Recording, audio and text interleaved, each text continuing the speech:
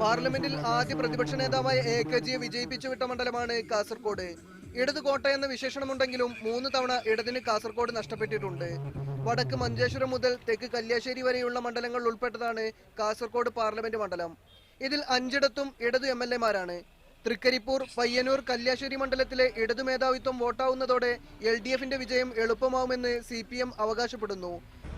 ഈ തെരഞ്ഞെടുപ്പ് കഴിഞ്ഞാൽ സാധാരണഗതിയിൽ ഞങ്ങളുടെ ഒരു ബേസ് വോട്ട് ഉണ്ടല്ലോ, ജയിക്കാനുള്ളൊരു ബേസ് വോട്ട്, അതിന് മേലെയുള്ളതാണ് ഭൂരിപക്ഷം. ആ നിലയിലുള്ള നല്ല ഭൂരിപക്ഷത്തോടു കൂടി ജയിക്കാൻ കഴിയും.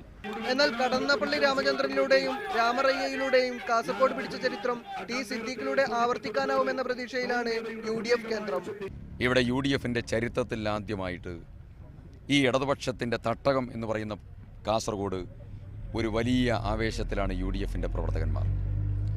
ആ ആവേശം ഒരു തർക്കവും വേണ്ട, മാറ്റത്തിന് വേണ്ടിയുള്ള ആവേശമാണ്.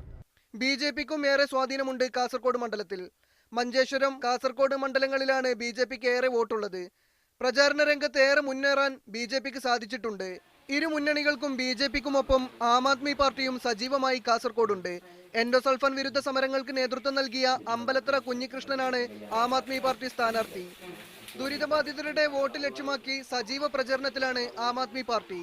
2009 ഇടതുപക്ഷത്തിന് 45.51% വോട്ട് ലഭിച്ചപ്പോൾ UDFന് ലഭിച്ചത് 37.91% വോട്ട് മാത്രം. BJPക്ക് 14.81% വോട്ട് ലഭിച്ചിരുന്നു. ഷഫീഖ് നസ്രുള്ള, മീഡിയ 1, കാസർഗോഡ്.